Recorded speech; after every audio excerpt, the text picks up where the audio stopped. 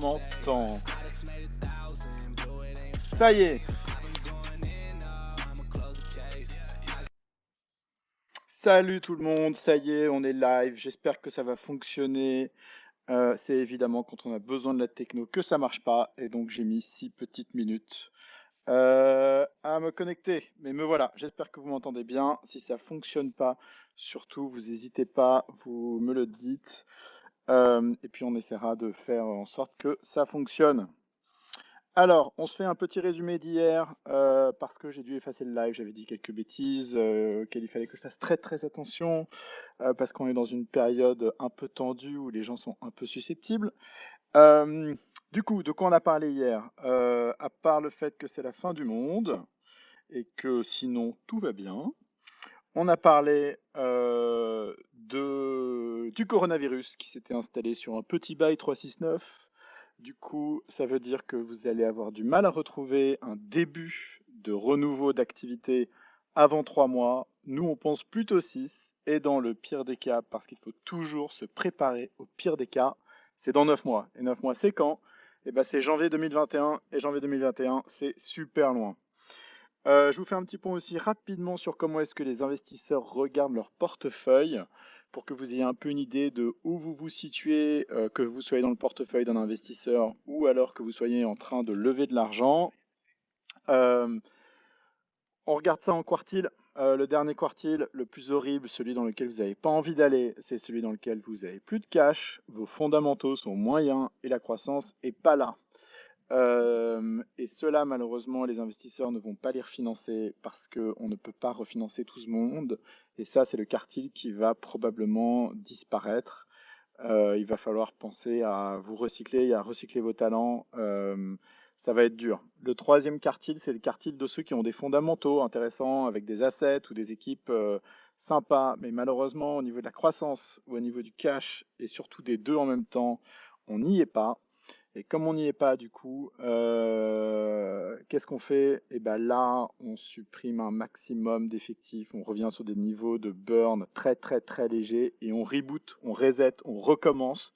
Mais comme on a des assets, enfin des actifs, et comme on a une putain d'équipe, on a des chances que ça marche. Ça, c'est donc la troisième catégorie qui risque d'être en danger. Et puis ensuite, on a les deux premiers quartiles, qui sont ceux qui devraient, on l'espère, passer l'hiver. Dans le deuxième, eh ben, c'est tout simplement les boîtes qui arrivent en fin de cycle de financement alors qu'elles ont de la croissance, elles ont des super équipes et globalement les fondamentaux étaient là, ils sont solides. Et ceux-là, il va falloir les refinancer. Et même si on les refinance, ils vont devoir aussi couper dans leurs effectifs. Et ensuite, on a le premier quartile, les chanceux du game, ceux qui ont du cash, ont pas beaucoup de monde, burn pas trop. Et pour eux, c'est la fête. Euh, et ceux-là, je vous dis pas qu'on s'en occupe pas, mais on les laisse un peu tranquilles, on les appellera dans une semaine ou deux. Qu'est-ce qu'on fait avec tout ça? Eh ben les VC, ils prennent tout leur portefeuille, ils regardent les quartiles, ils mettent les boîtes dans les quartiles, ensuite ils appellent les fondateurs, on vérifie les budgets. Les budgets fin du monde, c'est les budgets dans lesquels on va couper entre 30 et 50% des effectifs. On part du principe que le revenu ne grossit pas, voire churn, donc descend, et ça peut être drastique dans certains cas. Et on essaye d'avoir des boîtes qui ont du cash, du runway jusqu'à l'été 2021 au pire. Et idéalement plutôt automne 2021, parce que devoir lever de l'argent juste avant l'été, c'est un tout petit peu risqué. C'est mieux d'avoir un petit peu de marge. Et donc on espère fin 2021. Donc on regarde tout ça, on prend tous les budgets et on essaye d'étendre, d'étendre, d'étendre le runway au maximum. Donc ça, c'est pour vous faire un petit point sur ce qu'on s'est raconté hier. On s'est raconté plein de choses aussi. On s'est dit que le hardware, c'était vraiment affreux et que je comprenais pas pourquoi autant de monde me posait des questions sur les startups hardware. Faut être un peu maso pour faire du hardware, les gars, là. Euh, et puis, je vous raconte ma matinée. Je suis allé chercher mes courses au Carrefour Drive, à côté de là où on est. D'ailleurs, Radio Château, pourquoi Radio Château? Eh ben, tout simplement parce que nous sommes avec ma famille à Châteauneuf-Grasse, que j'ai une particule dans mon nom de famille, de la Roche-Brochard, qu'elle ne me sert à rien, donc il faut bien qu'on rigole avec. Et donc on s'est dit que Radio Château, ça avait une double consonance avec à la fois là où on reste et la particule qui traîne. Voilà. Donc sur Radio Château, qu'est-ce qu'on raconte? Eh ben on raconte qu'aujourd'hui, je suis allé faire mes courses au Carrefour Drive, qu'il y avait un peu une ambiance. C'était un mix entre Walking Dead et le maillon faible. Donc Walking Dead, parce qu'en fait, il y avait personne dans les rues, c'était dingue. Il y avait juste des camions avec les mecs qui avaient des gueules de tueurs. On aurait dit l'agence touriste, et on se demandait si c'était pas des nettoyeurs qui étaient là pour aller buter du zombie. Et puis de l'autre côté, il y avait les magasins où il y avait peu de monde et surtout les gens se regardaient, étaient à 2 mètres de distance, osaient pas trop se parler, de peur de postillonner sur l'autre. Et en fait, chacun se disait mais qui est le mec malade de la bande quoi. C'était vraiment un mix assez bizarre entre Walking Dead et le maillon faible. Je pense que ça ferait une bonne émission de télé. Euh, bien. Euh, Je savais pas que c'était un show épistolaire. Écoute, on fait ce qu'on peut avec ce qu'on a. Voilà. Juste un petit mot pour les VC qui font du bon travail, parce qu'on en a, et ça fait plaisir de les voir sur le terrain, notamment avec les boîtes du portefeuille. Je vais en citer deux auxquels je pense. Le premier, c'est Serena. Serena, parce qu'on est dans quelques boîtes ensemble du portefeuille. Et ils se comportent de manière exemplaire. Et en plus, parce qu'ils sont sympas, ils ont fait un médium que vous pouvez regarder donc sur leur profil médium avec des ressources utiles pour les boîtes qui sont en train de réfléchir à tout ce qui est chômage partiel, financement, etc. Ils le mettent à jour régulièrement et c'est une mine de ressources hyper pratique. Euh, le deuxième fonds qu'on va saluer, c'est Elaya. Elaya, pour les mêmes raisons que Serena, mais sans blog post. Voilà, ils sont présents, ils sont là, ils font le job. Euh, et, euh, et parce que jamais 203, on va parler de Isaïe. Isaïe qui nous parle de crise depuis des mois et des mois et des mois, qui se prépare toujours pour le pire. Et ben là, les gars, ça y est, le pire il est arrivé. Donc vous pouvez briller, c'est à vous. Voilà. Alors, j'ai eu une première question ce matin auquel j'aimerais répondre parce qu'elle est importante et je m'étais engagé à répondre à d'abord ceux qui s'étaient enregistrés et qui avaient posé des questions. On m'a demandé est-ce que les LP pourront retirer leur commitment ou bien tous les fonds levés par les investisseurs seront quoi qu'il arrive déployés. Alors, je vous fais ça pour des enfants de 4 ans. Les investisseurs ils lèvent de l'argent, mettons 100 millions d'euros. Les 100 millions d'euros, ils ne sont pas versés par les investisseurs qui investissent dans ces fonds-là d'un coup. On fait ce qu'on appelle des capital calls. Les capital calls, c'est quoi? C'est en fait tous les trimestres ou tous les semestres, on va déployer de l'argent dans les boîtes du portefeuille, dans les nouveaux deals, et puis aussi pour payer les management fees des investisseurs. Et ça requiert de lever de l'argent auprès de ces investisseurs, enfin d'appeler une partie du capital qui se sont engagés à investir. Donc la question qui se pose, c'est est-ce que tous les LP qui sont engagés à investir chez les VC, est-ce qu'ils vont vraiment déployer le capital ou est-ce qu'ils vont faire défaut? D'abord, ça, on n'en a strictement aucune idée. Le temps nous le dira. Des défauts, il va y en avoir. C'est comme ça, hein, parce qu'il va y avoir des LP qui n'auront pas la liquidité pour investir dans les fonds. Et donc, ce que font les fonds actuellement pour essayer d'être responsables vis-à-vis de leurs LP, c'est qu'ils décident de financer en priorité les boîtes du portefeuille et de limiter les capital calls pour éviter de mettre une pression en cash supplémentaire trop importante sur les LP à une période d'incertitude affreuse où tous les marchés ont dévissé et où on essaye de rationaliser le cash et les dépenses.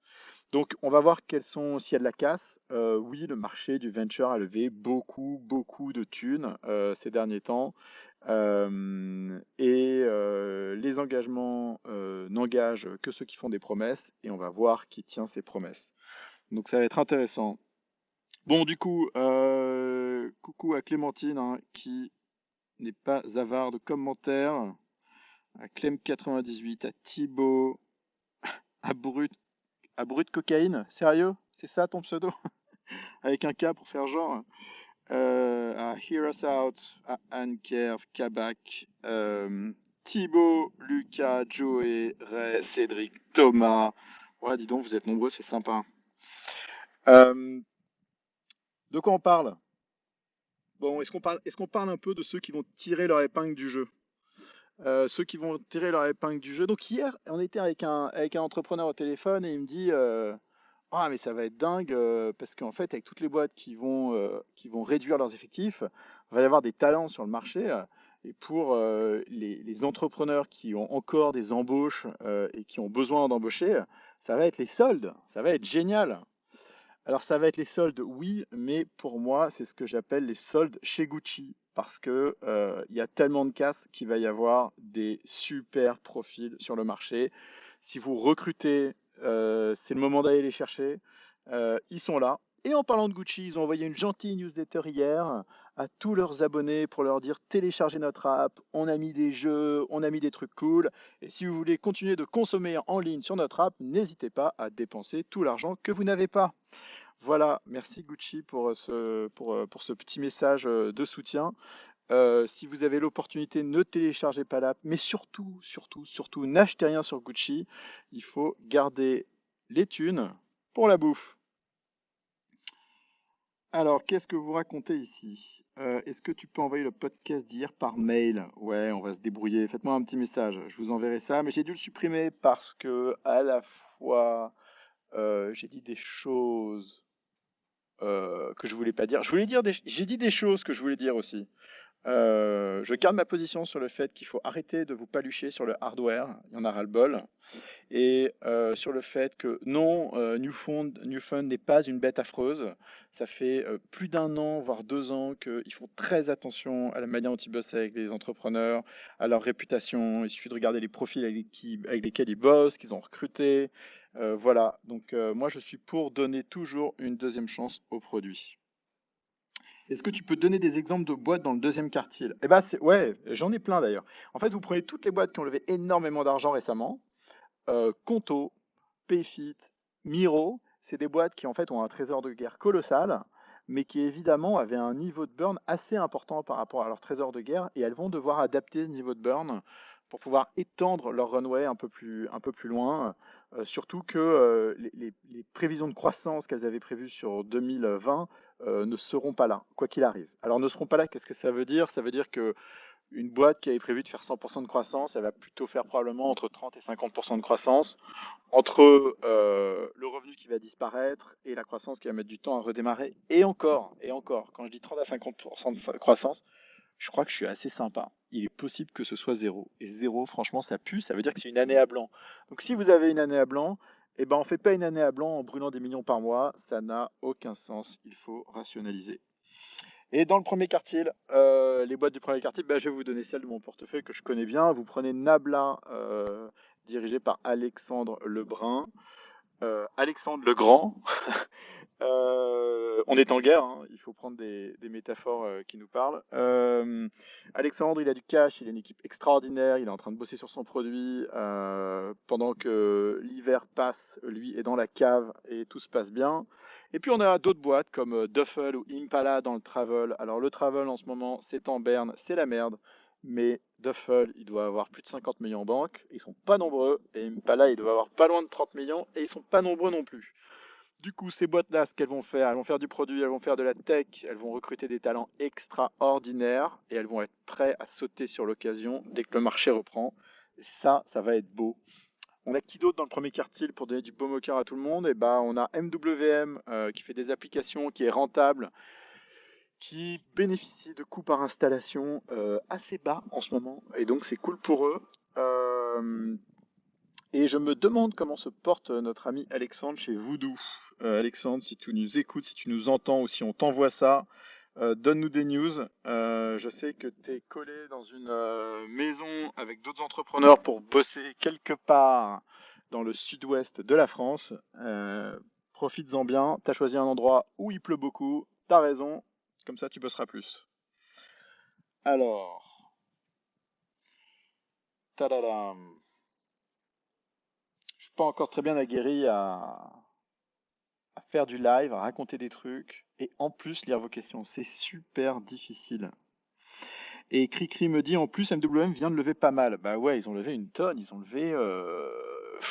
Enfin, au total, en banque, ils doivent avoir plus de 50 millions, quoi. C'est abusé. Et puis c'est une boîte qui est rentable, qui a toujours été très lean. Si vous êtes développeur iOS, développeur Android, développeur tout court, et vous cherchez un job chez une boîte qui va bien, vous pouvez contacter nos amis de chez MWM. Ils recrutent en ce moment même. Tous les chiffres d'usage sont en hausse, nous dirait. Eh ben c'est cool ça. Ouais, le mobile consumer, on est en plein dedans, c'est le moment. Euh, qui c'est le plus fort entre les rhinocéros et l'hippopotame? Je ne sais pas, je ne sais pas. Je t'avoue, ma culture générale, en général d'ailleurs, est assez médiocre. Alors en animalerie, n'en parlons pas. Qu'est-ce qui va se passer avec les VC ou plus généralement les investisseurs? On était en train de finaliser notre levée de fonds. Ah, quelle merde! C'est vraiment la panade. Alors, il faut que je vous raconte ce qui se passe un peu en ce moment. Au niveau des entrepreneurs qui sont en process ou qui étaient en process. Tous ceux qui sont peu avancés dans leur process de levée de fonds, globalement, vous allez devoir mettre en pause. Ça va pas se passer. Ou comptez pas dessus. Ceux qui sont très avancés sur le process, vous pouvez, comme certaines boîtes, vous faire planter honteusement par un investisseur. Et ça, vous inquiétez pas, je garde les noms et je donnerai tous ces noms-là à la sortie de la crise. Ça leur fera les pieds. Et comme disait Bill Gurley, le célèbre investisseur chez Benchmark, il dit la réputation, elle se bâtit dans les temps durs. Parce que si vous n'êtes pas capable de garder votre parole dans les temps durs, que vaut votre parole, elle ne vaut rien. Et ben, je suis bien d'accord. Après, c'est pas une question seulement de décision, c'est une question de comportement. Donc, la décision de ne pas investir dans votre boîte, elle leur appartient. Mais la manière dont ils vont vous annoncer la nouvelle que, malgré le fait que vous avez signé une term sheet, que vous aviez avancé sur une term sheet la dernière semaine ou les 2 dernières semaines, qui vont pas pouvoir l'honorer, ce qui est important, c'est la manière dont ils vont faire les choses. Donc, généralement, ce qu'on fait, c'est qu'on appelle l'investisseur, l'entrepreneur. On fait un état de la situation, on regarde à quel point il est touché par la situation, s'il y a un budget qui fait sens dans le cadre de la levée de fonds. Et après, soit on ajuste la levée de fonds, soit on la close pas. Mais à un moment donné, quelle que soit la situation, il faut faire preuve de courage, de rationalité, de bon sens et puis aussi d'empathie, quoi. Quand tu es un investisseur, toi, tu as tes management fees, ils sont garantis pour 10 ans. Alors ouais, tu vas en chier parce que tes pertes vont être dégueulasses pendant quelques années et du coup, bah, tu vas avoir du mal à lever ton prochain fonds, peut-être. Mais en même temps, tu fais pas le métier pour les 2 ou 3 prochaines années, tu fais le métier pour les 20, 30 prochaines années si tu es un vrai investisseur. Et dans ce cas-là, tout ce qu'on bâtit maintenant, dans les temps durs, ça compte énormément pour le futur. Donc la parole, euh, la parole compte énormément. Donc tous ceux qui ont des term sheets qui sont malheureusement récentes, vous avez des chances qu'elles s'écroulent. Tous ceux qui sont en closing, bah, j'espère que vous allez pouvoir pousser pour le closing se passe. Nous, on a des boîtes qui se sont fait planter. Je peux vous dire que c'est moche. Puis des boîtes avec des fondamentaux extraordinaires, donc c'est encore plus moche. Mais heureusement, il y a des investisseurs de très bonne qualité aussi sur la place. Et il y en a même de plus en plus, je dirais. Et puis, il se passe un truc qui est génial pour tous les jeunes ici de la place, c'est que on est sur un marché qui est en croissance, en hausse non-stop depuis maintenant, putain, presque 10 ans, quoi. Et donc, on avait le comportement de jeunes VC super excités, super cool. Ils se prenaient pour les rois du monde parce que leur portefeuille se portait super bien, etc. Et ben là maintenant, ils vont vivre leur première crise et ils vont en chier et ça va être dur. Et c'est là qu'ils vont devoir se révéler. Et c'est là qu'on va voir tous les très bons VC juniors émerger avec sérénité, bon sens, et qui vont aider avec beaucoup de courage et de manière constructive leur boîte du portefeuille.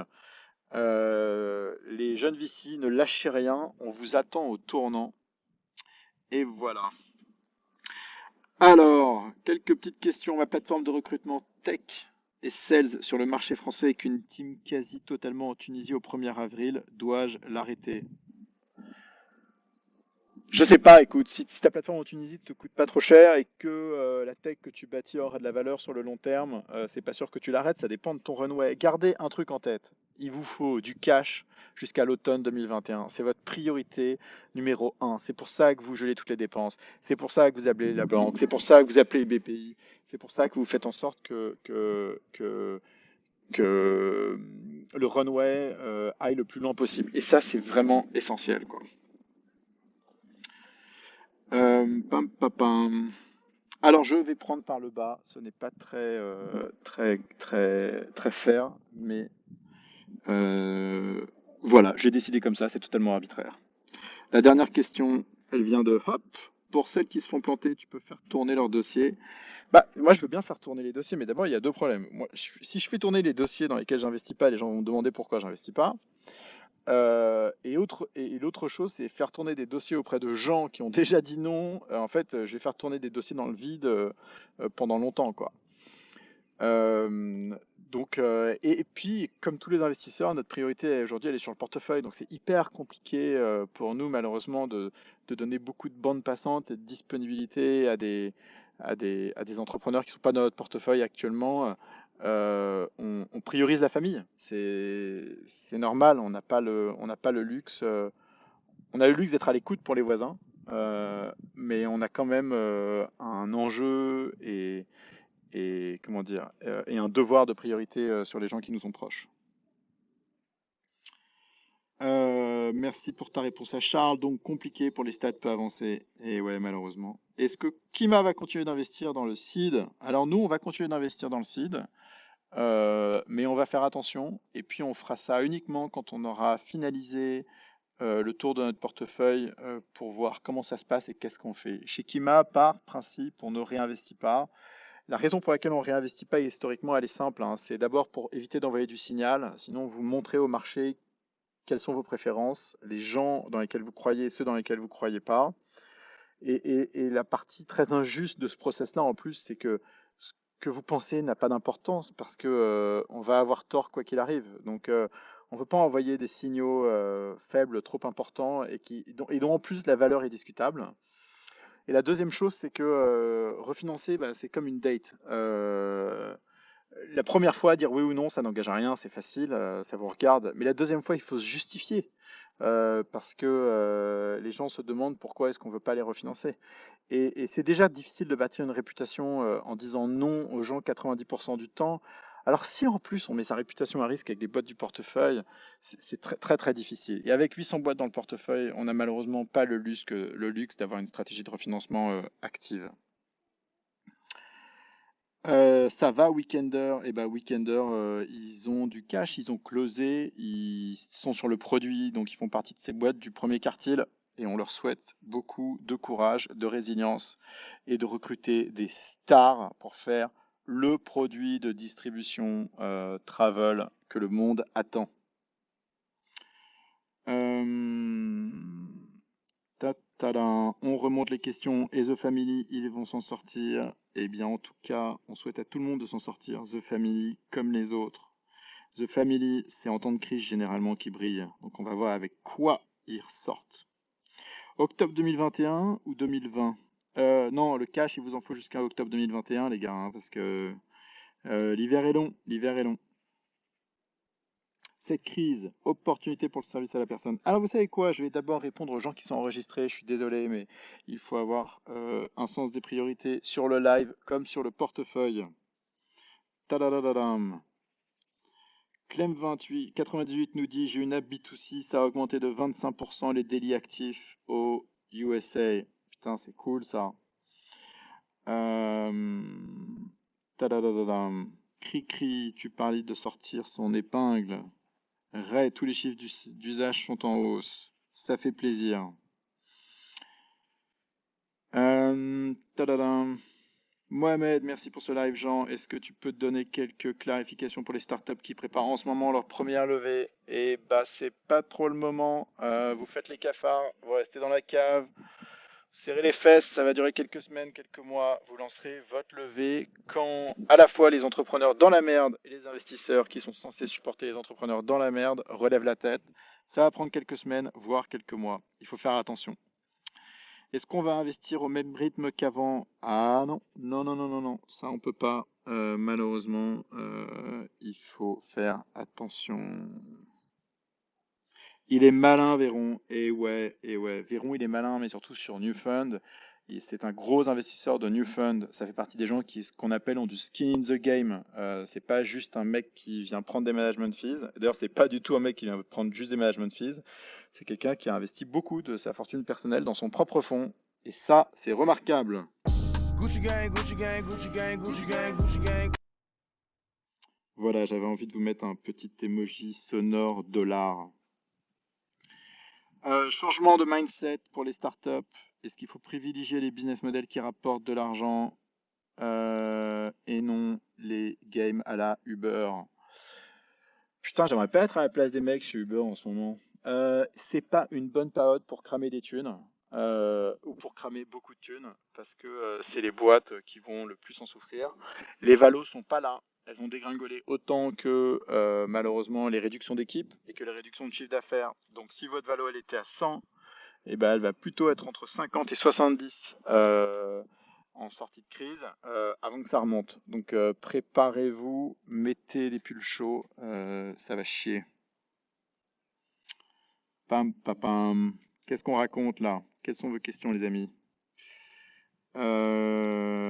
Est-ce que tu as du feedback des VC US et Asie? Alors, Asie, j'en ai pas. Mais par contre, j'ai des bonnes nouvelles. Si, attendez.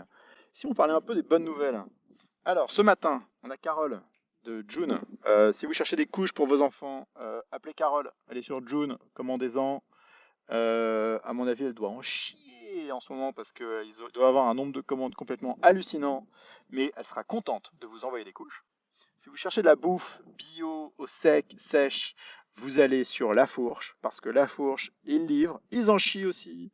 Mais ils font tourner le business. Ils sont allés prendre des comment est-ce qu'on appelle ça?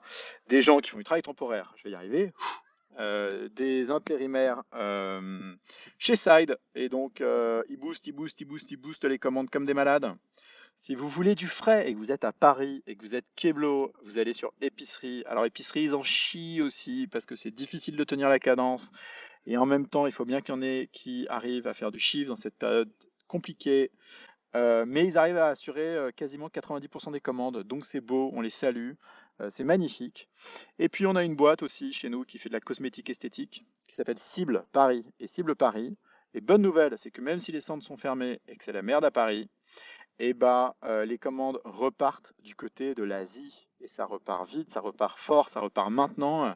Et on ne sait pas si ça va durer, mais ça fait plaisir de se dire qu'il y a un endroit dans le monde où les gens sont pas bloqués chez soi et où ça repart. Parce que c'est ça qu'on a envie d'entendre. On a tous envie que ça reparte. Je vous rappelle qu'on est tous dans un énorme van blindé, qu'on est arrêté sur une montée à 50% et qu'il faut tous qu'on pousse derrière pour faire remonter, pour faire repartir le van. Ça va être dur, il faut qu'on y mette tous du leur. Concernant les VC US, Cri qui me demande écoute, les VC US, ils se concentrent sur leur portefeuille, ils ont des portefeuilles qui crament un blé, mais vous avez pas idée, c'est n'importe quoi. Nous, on reçoit les reports des boîtes US, on voit combien ils crament de blé par mois, et franchement, mais c'est la blague par rapport aux boîtes européennes. J'ai genre des boîtes, elles font 20 millions de chiffres d'affaires en récurrent par an, et elles brûlent 40 millions par an. Mais qu'est-ce que ça veut dire que ça? C'est n'importe quoi.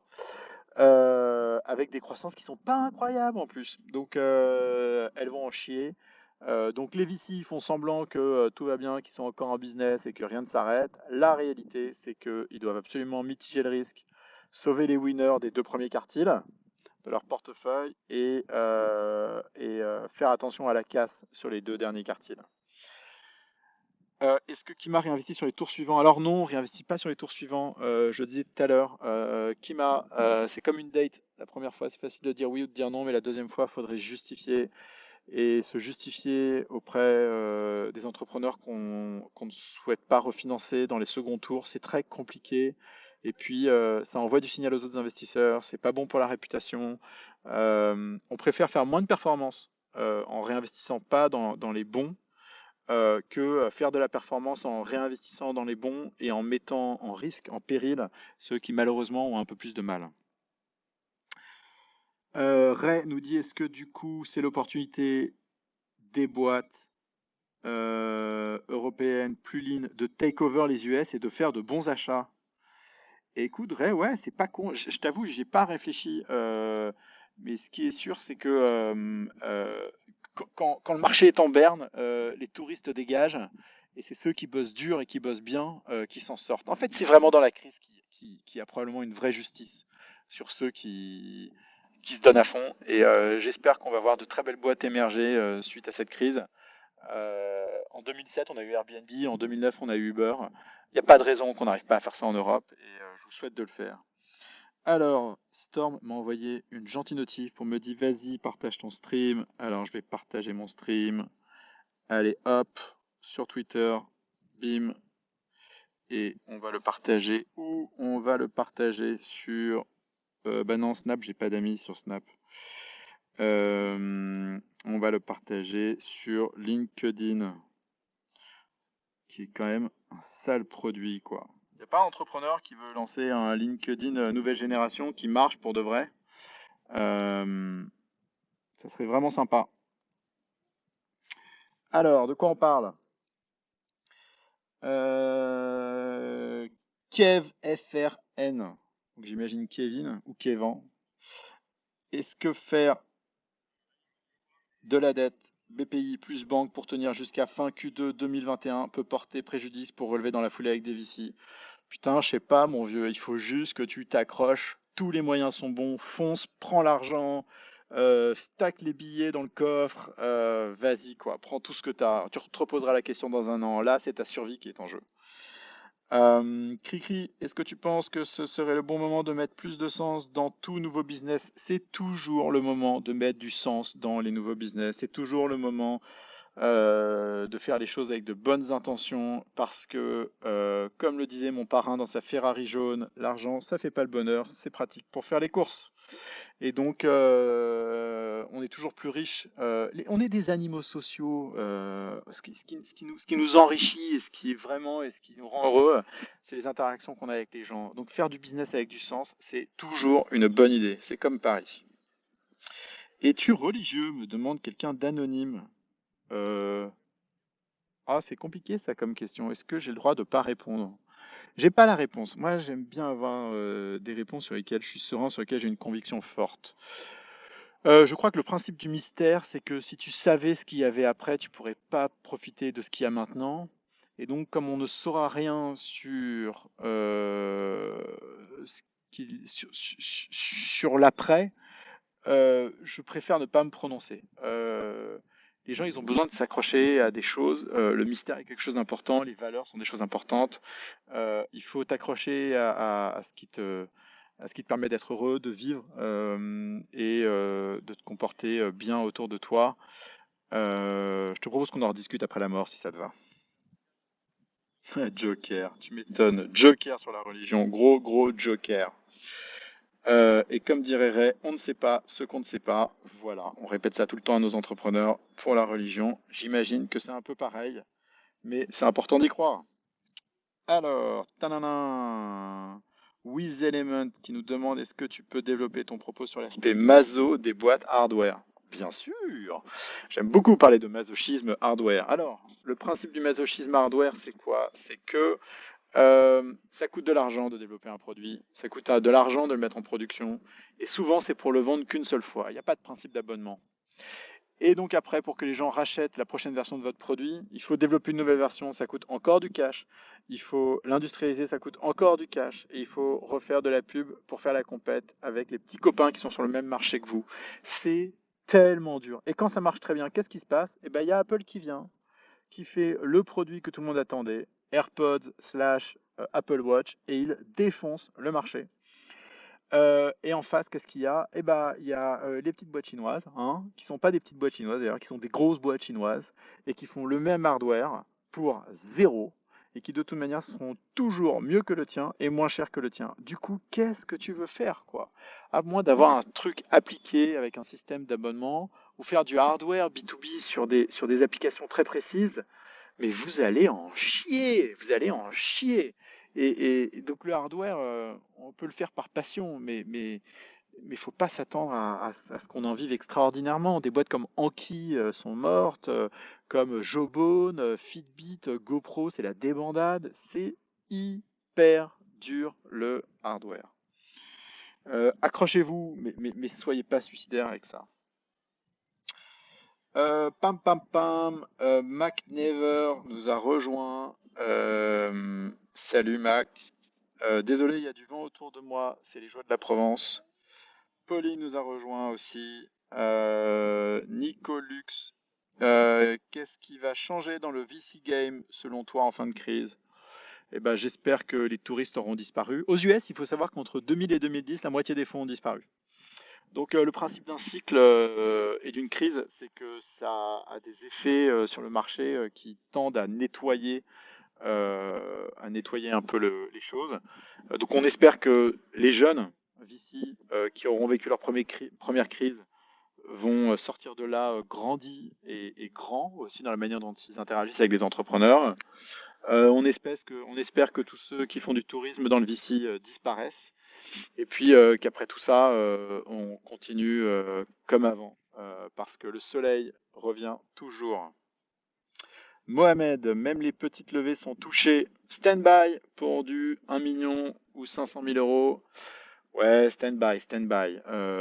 C'est chaud. Alors après, si vous avez une tech extraordinaire, un produit incroyable ou que vous bénéficiez d'effets d'aubaine de croissance à l'heure actuelle, vous pouvez toujours essayer. Mais rappelez-vous, les investisseurs en ce moment font très très attention surtout aux boîtes de leur portefeuille et pas aux boîtes du deal flow. Tadadam. Alors, je remonte un peu les questions. On va voir qu'est-ce qui se raconte et qui on a avec nous. Thomas, Thibaut, Etix, Ray, toujours là. Charles, tadadam. Aurel, les startups vont-elles enfin quitter Paris pour choisir des endroits plus sympas et moins chers? Ah, j'en ai aucune idée, mon vieux. Je ne sais pas. Écoute, le remote en tout cas va se développer. On va se rendre compte que c'est très très dur, mais on va se rendre compte aussi que c'est possible. Et donc on espère que ça mette la gouache sur ce trend qui va émerger et qui est bon pour tout le monde, qui est bon pour ceux qui travaillent, qui est bon pour les CEO, qui est bon pour les écosystèmes locaux. C'est magnifique d'avoir des gens qui créent de la valeur, enfin qui gagnent de l'argent localement pour faire vivre les écosystèmes locaux. Aujourd'hui, en allant au drive faire mes courses, dans un monde entre Walking Dead et le maillon faible, il y avait bon le Carrefour évidemment, et puis à côté il y avait une boucherie, une boulangerie, un petit supermarché bio, le coiffeur, la pharmacie, et je me disais putain mais ça c'est beau parce qu'en fait il y a plein de gens qui sont descendus dans le sud, dans leur maison de vacances là, et qui vont faire vivre ces marchands et j'espère que le remote va remettre un coup de boost au local parce que le local c'est important. Voilà. Papadam, qu'est-ce qu'on se raconte d'autre? MBCHT. Euh, Quel est ton vrai nom, MBCHT? MBCHT nous dit, est-ce que Kima va continuer d'investir en seed dans ces temps de crise? Oui, mais on va y aller mollo quand même. Il faut pas être complètement barjo. Al-Tsar Akren, salut. Tadadam. Tiens, et tu sais quoi, Taro? Donc Taro, créateur de Storm, qui est sur ce live, et qui, je ne sais pas si tu avais un effet prémonitoire dans cette feature, mais sur Storm, on a la possibilité donc d'avoir des emojis audio. Donc il y a l'emoji audio dollar que j'adore, le voilà, Gucci gang, Gucci gang, Gucci gang, Gucci gang, Gucci gang. très très très gang style, hein. Ensuite, on a l'emoji yes, voilà. On a l'emoji où tout le monde rigole. Sauf qu'en ce moment, personne rigole. Et du coup, les entrepreneurs, ils se sentent comme ces trois petits points d'interrogation en face de moi.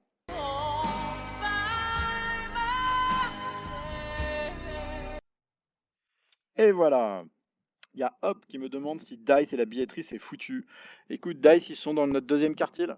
C'est des boîtes qui ont encore un peu de cash. Il faut qu'on étende leur runway, mais leur produit et leur raison d'exister est fondamentalement juste. Ce qu'ils font, c'est extraordinaire. Juste avant que ça nous tombe sur la gueule, ils avaient des taux de croissance de ma boule.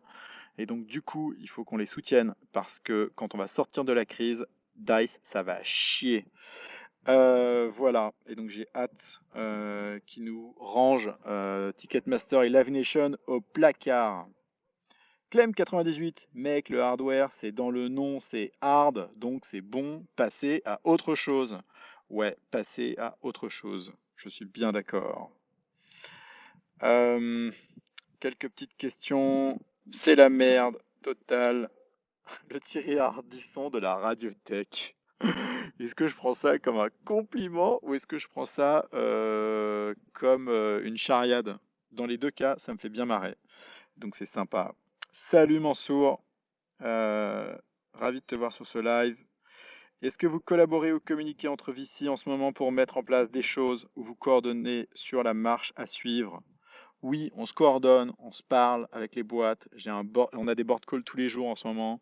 Je peux vous dire que tout le monde est sur le branle-bas de combat et s'il faut féliciter ceux qui font de belles choses aujourd'hui, disons-le, on est extrêmement impressionné par la réactivité, la clairvoyance, le courage des entrepreneurs actuellement. C'est extraordinaire. Je le vois dans les reports qu'on reçoit tous les jours. Vous vous accrochez, mais comme des malades, et on pourrait pas être plus fiers à la fois de faire ce métier et aussi de financer ceux qui ont les idées claires, qui malgré le fait que tout est noir, se battent quoi, parce que c'est là qu'on voit le vrai visage des gens. Et du côté des investisseurs, il se passe des trucs incroyables. Nous, on voit des investisseurs qui sont plutôt discrets en temps normal, qui se démènent là et qui font des choses dingues. On voit des investisseurs qui nous disent ouais, on est les meilleurs et qui, type, je sais pas, Serena nous a toujours dit ouais, nous on a des opérateurs, les opérateurs c'est important, ça peut aider les boîtes, etc. Et ben là, je peux vous dire que leurs opérateurs ils sont sur le terrain et ils aident les boîtes et ça fait la différence et c'est beau quoi. Et donc ben on est content pour eux que le modèle qu'ils plébiscitent ait de la valeur aujourd'hui. Et je pense que les fonds qui ont un peu d'historique savent que c'est dans ces temps de crise qu'on en chie et donc qu'il faut faire la différence. Et c'est beau ce qui se passe. Papadam, il y a Etix qui a rejoint le live. Il me semblait que tu étais déjà là. Tu es revenu. Salut Etix. JS, comment ça va mon vieux? Quoi de neuf? Pédard a rejoint le live aussi. Tadadam. Et Aurel nous dit oui, vive le local. Putain, mais ouais, le local, c'est la vie, les amis. Revenons aux choses essentielles. Abdallah, est-ce que tu penses que les startups françaises vont enfin se tourner vers des prestataires en nearshore? Donc, genre Tunisie, tech en remote et tout. Je ne sais pas. J'ai pas la réponse, Abdallah. Mais si tu as des talents qui sont en offshore et que les boîtes ont appris à bosser en remote, bah tu vas faire un carton. Donc je ne sais pas ce que tu fais dans la vie, mais si tu gères des techs en remote en Tunisie, eh ben écoute, je te souhaite de faire un carton parce que il faut que certains d'entre nous s'en sortent. Voilà. Alors, Taro qui nous dit ha ha ha, entendre parler de LR de hardware, c'est du quasi. Merde, putain, les gars, je suis has-been, je sais pas ce que ça veut dire ASMR. Alors autant au calme, j'ai compris parce que je le lis comme ça se prononce, mais ASMR, ça veut dire quoi? Aidez-moi, aidez-moi, je me sens vieux. Ah, au secours. Euh, Salut Jean, est-ce que les startups vont continuer à recruter en cette période? Bah, celles qui ont du cash et qui ont besoin de bâtir leurs produits et leur tech, elles vont profiter des soldes chez Gucci, comme je le disais juste avant, ou chez Louis Vuitton. Je veux pas faire de jaloux entre Kering d'un côté et LVMH de l'autre. Euh, va y avoir plein de talents sur le marché. Ceux qui recrutent, ceux qui en ont besoin, profitez-en. C'est l'heure des soldes et c'est l'heure du. Et en plus, c'est les soldes en abondance. Donc écoutez, profitez-en, c'est bien. Est-ce que je crois dans le savings? Balt est pas fan. Alors, je ne sais pas ce que tu veux dire, JS, par savings. Et généralement, quand Balt est pas fan d'un truc, donc Balt de chez The Family, c'est qu'il a une idée assez précise en tête et il dit pas beaucoup de conneries, Balt. Donc, il doit bien avoir une bonne raison derrière ça. MDB nous raconte orgasme cérébral. Écoute, je t'invite à développer ce que tu as en tête là. Alors, Taro me dit, va checker, tu vas halluciner quand on dit salut les gens, est-ce que les boîtes recrutent? Faut arrêter les calls au VC pendant cette période, nous demande Mohamed. Ouais, c'est pas trop le moment, les gars. On vous adore, on a envie de vous regarder, de vous financer et tout, mais on est vraiment concentré sur le portefeuille. Donnez-nous au moins 15 jours pour atterrir. Nos inbox et nos téléphones explosent en ce moment. Cricri, quid des plateformes? Est-ce que tu peux préciser ton propos, Cricri? C'est pas très clair pour moi ce que tu veux dire. Orgasme cérébral égale, il parlait de la définition d'ASMR. Aïe aïe aïe, je n'arrive plus à vous suivre les amis. ASMR, c'est des chuchotements que les gens écoutent pour se détendre. Waouh, ok. Putain, j'apprends des trucs sur ce live, c'est la folie. C'est la folie, j'adore. Euh, que raconte ton Nicolux? Il a kiffé le petit Céline Dion. Allez, je vous le remets parce qu'on est sympa et que c'est comme ça que se sentent tous les entrepreneurs en ce moment.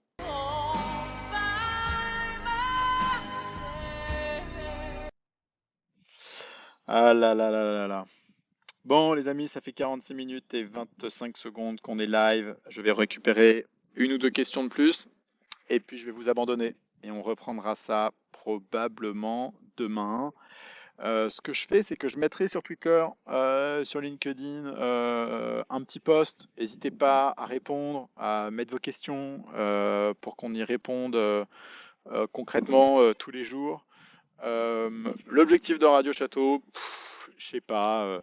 Je pense qu'on a à la fois tous besoin de recréer du lien social et que parler avec des gens, même s'ils peuvent pas vous répondre, ou écouter ce qui se passe dans le monde des startups et autour de nous, et ben, ça nous fait tous du bien. Et donc voilà, on a lancé ça en se disant que ça se tentait. Et si ça vous plaît, on continuera. Est-ce que les méga rounds vont d'abord être affectés ou d'abord les seeds? C'est une question difficile. Les méga rounds vont être méga affectés, c'est certain, et en même temps, il y en a qui vont vraiment prendre l'opportunité de se mettre sur des chemins de croissance rentables et des fonds qui vont en profiter pour saisir des opportunités. De toute manière, il y a des opportunités partout, hein, que ce soit en seed ou sur les gros tours de financement. C'est juste que là, maintenant, tout de suite, et pour les 3 mois à venir, on est en train de se prendre une grosse claque dans la gueule et c'est quand même difficile de mettre alors désolé pour cette image, elle me vient comme ça, mais c'est difficile de remettre une baigne à quelqu'un quand tu es déjà à terre, quoi. Donc attendez qu'on se relève et après on reviendra sur le ring plus fort, prêt à en découdre dans le monde des startups, quoi. Tadadadadam. Allez, les dernières questions avant qu'on se quitte. Anonymous, enfin quelqu'un d'anonyme, parce que c'est pas Anonymous qui nous pose des questions ici. Ils sont occupés à hacker les serveurs de plein de boîtes pour se gaver. Parce que oui, les hackers en temps de crise, ils se gavent. Ils se gavent. Est-ce que le Vision Fund, donc on parle de SoftBank ici, va survivre à cette crise? Tu peux pas savoir comme je m'en cogne du Vision Fund. Les 100 milliards du Vision Fund, ils peuvent disparaître. On n'en a rien à faire. Je pense que le Vision Fund, il a servi à rendre très très riches des gens qui avaient besoin de liquidité sur leur position secondaire sur WeWork, Uber Co. Et tant mieux pour eux, ça a permis aux gros vicis de la vallée de s'acheter d'énormes maisons, des avions, des hélicoptères et de se mettre à l'abri jusqu'à la fin de leur jour. Et en plus, c'est eux qui continueront de devenir riches sur leur prochain fonds. Voilà, oui, la vie est injuste. Alors, tadadadadadam, qu'est-ce qu'on dit? Cricri nous dit, tu fais ça combien de temps? Merci Jean pour les infos de l'intérieur, c'est important pour nous. Ce que je vais faire, c'est que je vais vraiment récupérer des infos là tous les jours. Je vais mettre ça dans un petit journal et je vous partagerai ça. J'avoue que j'ai pas eu beaucoup de temps sur les 24 dernières heures parce que j'en ai chié entre mon inbox, les WhatsApp et les calls. Des boîtes qui sont pas en panique, mais qui ont besoin qu'on les écoute, qu'on les aide et que on réponde à leurs questions. Et donc, j'ai pas pris le temps encore de noter toutes les choses importantes que j'ai entendues. Mais ce qui est sûr, c'est que je vais prendre le pouls chez nos autres copains investisseurs. Je vais prendre le pouls dans nos boîtes et j'hésiterai pas à vous partager ce qu'on apprend de la part des boîtes de notre portefeuille.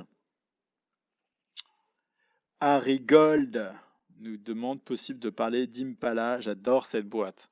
Alors la question c'est de quel Impala tu parles. Nous on est chez Impala qui fait du travel hospitality, de la tech, donc sur le marché de l'hôtellerie,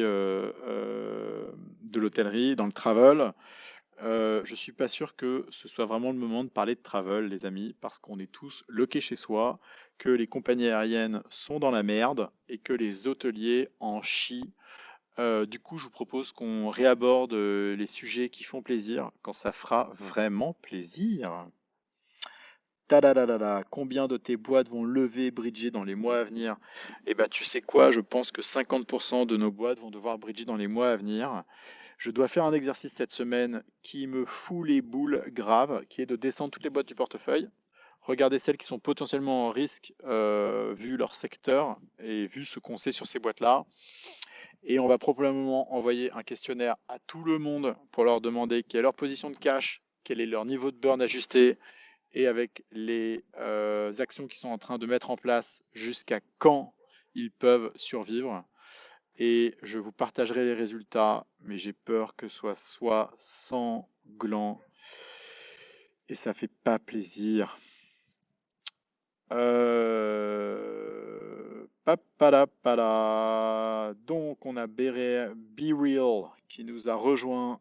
Salut Be Real, on est à 50 minutes 49 secondes. Dans 8 minutes on arrête ce live. Du coup je t'inviterai à réécouter tout ce qu'on s'est dit en replay. On a quelqu'un qui nous dit franchement hâte que Dice démonte Ticketmaster. Et bah moi aussi. Et ça va chier. Et Dice, c'est une boîte consumer extraordinaire. J'adore. Et en plus, personne voulait financer cette boîte il y a 2 ans. Et maintenant, quand on voit les courbes de croissance, enfin avant la crise, faut pas déconner quand même, on se dit qu'on n'est pas loin d'avoir raison. Et ça va être beau, quoi.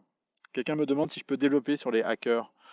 Bah, les hackers, c'est des gens qui profitent de la faiblesse des autres pour les extorquer, pour les voler. Et malheureusement, en période de crise, eh bah, les âmes maléfiques ne se cachent pas, elles ressortent. Et ça, c'est triste. Tadadadada. Alors, oh attendez, j'ai un copain qui m'envoie des WhatsApp. C'est notre ami Oussama qui envoie des cœurs et qui dit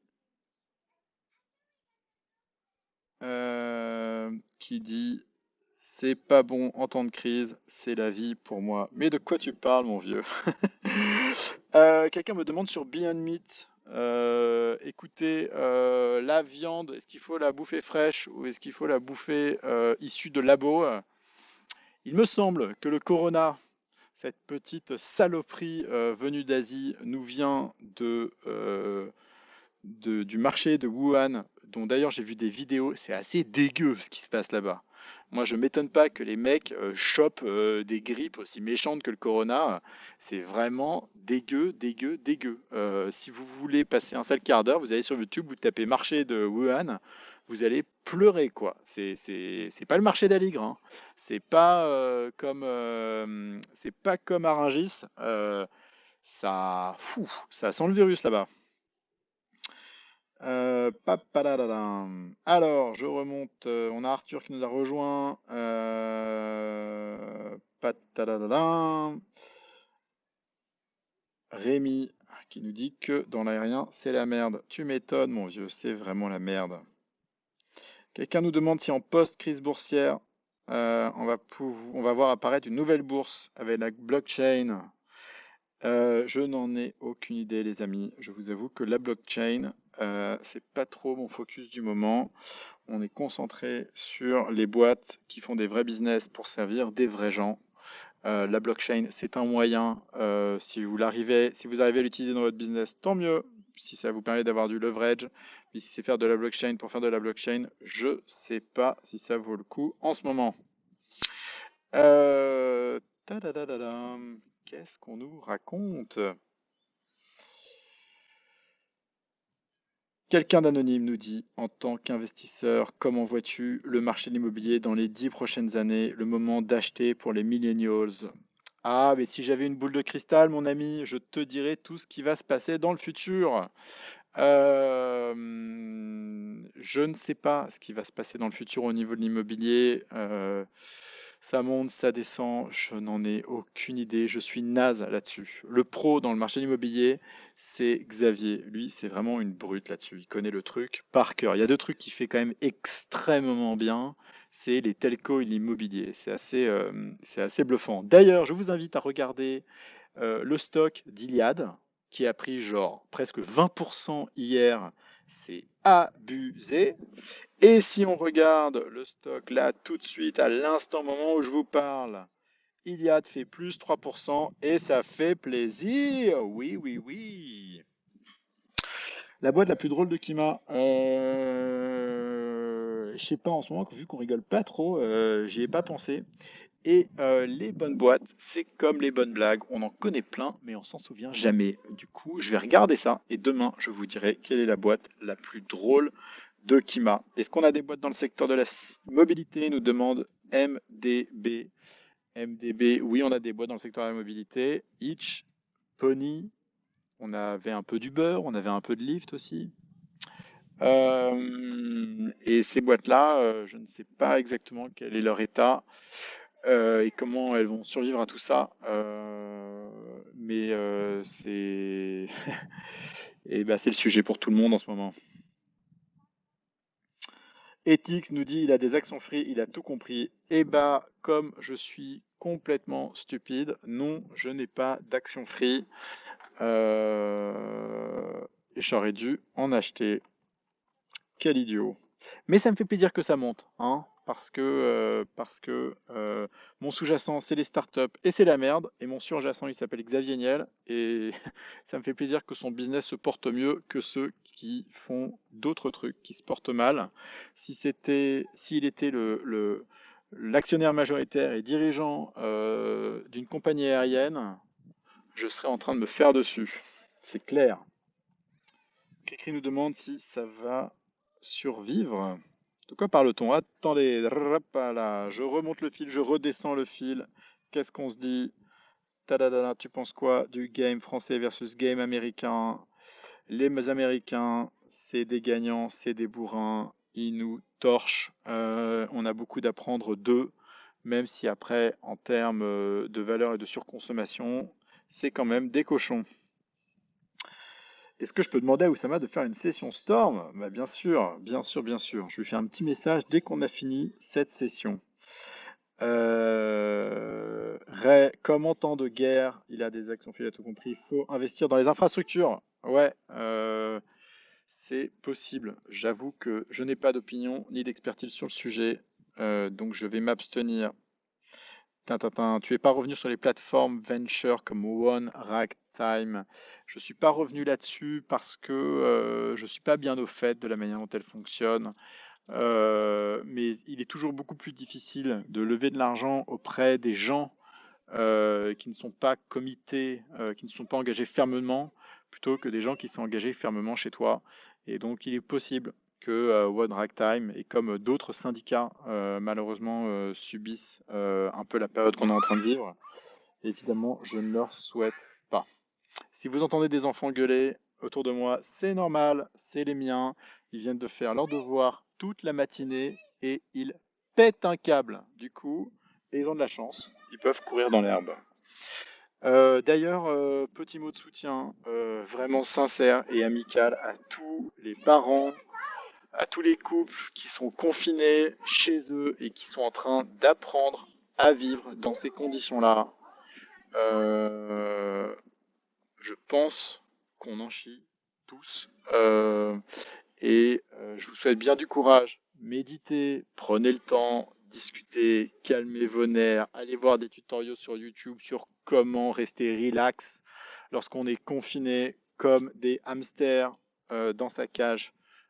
Parce que c'est important. Ne vous mettez pas sur la gueule. Plutôt que de divorcer, faites des gosses. Et plutôt que de gueuler sur vos enfants, faites des choses sympathiques avec eux. Plus on apprend la patience, plus on apprend à l'apprécier. Et j'ai remarqué que plus on passait du temps à faire des activités sur lesquels on n'avait pas mis la priorité, et plus on se rend compte que ça fait plaisir. Sortez les Scrabble, sortez les Monopoly, sortez les jeux de cartes, faites-vous plaisir. Les enfants n'attendent que ça. Et eux, la crise, ils s'en cognent. Bien, les amis, ça fait 1 heure qu'on est en ligne. Il va falloir que j'aille jouer avec les enfants sur la pelouse avant qu'on déjeune. Je vous embrasse tous. Je vous dis à demain. N'hésitez pas à m'envoyer vos questions par email jean@skimaventures.com ou sur Twitter comme vous le voulez. On reprendra le transcript pour voir les questions auxquelles on n'a pas répondu. Je vous ferai un petit point sur les anecdotes croustillantes que je vais vivre sur les 24 prochaines heures. Et j'espère que en ces temps de crise bien merdique, vous trouviez le courage et l'envie de faire de grandes choses. Salut, salut!